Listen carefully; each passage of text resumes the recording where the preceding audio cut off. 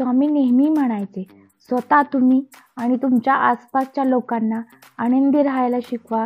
तुम्ही स्वतः आनंदी राहा, यासाठी नाही की सगळं छान सुरू आहे, तर यासाठी की सगळीकडे छान पाहण्याची दृष्टी तुमच्याकडे आहे. म्हणून तुम्ही आनंदमय राहा आणि आनंदी राहा. अवधूत चिंतन श्री गुरुदेव दत्त श्री स्वामी समर्थ. माझ्या स्वामी सेवेकरांनो, तुम्हाला कधी असा प्रश्न पडला आहे का?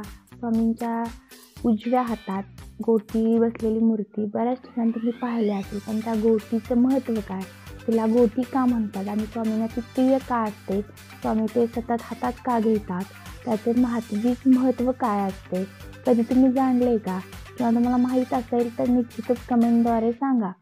तर बघा, मी तुम्हाला ज्यांना माहीत नाही त्यांनी हा व्हिडिओ पूर्ण स्किप न करता पहा. स्वामींच्या हातात एक गोटी असायची. त्या गोटीचे नाव इंद्रनील मणी आहे. स्वामी एका विशिष्ट पद्धतीने ही गोटी फिरवत बसायचे. बेळगावात एका भक्ताच्या घरी ती आहे. महाराजांच्या हातात नेहमी गोटी असायची.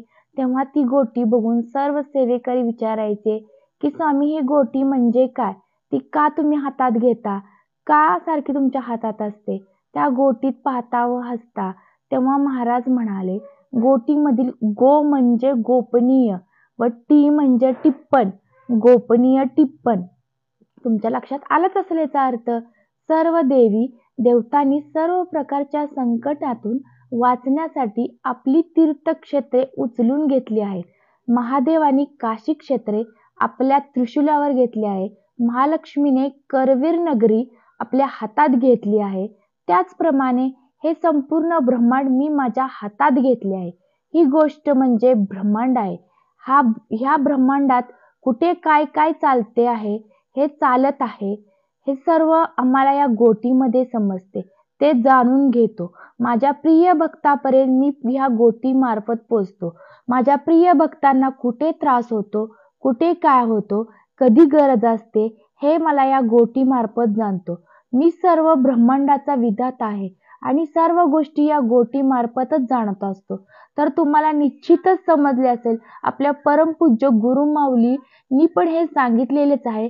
परंतु स्वामी समर्थांच्या हातात ही गोटी का असते, कशा स्वरूपात असते आणि तिचे महत्त्व काय असते, हे तुम्हाला निश्चित जाणले असेल. तर तुम्हाला आपला व्हिडिओ आवडला असेल तर निश्चित एक लाईक, कमेंट, शेअर आणि हो, सबस्क्राईब करायला विसरू नका. श्री स्वामी समर्थ सर्वांना.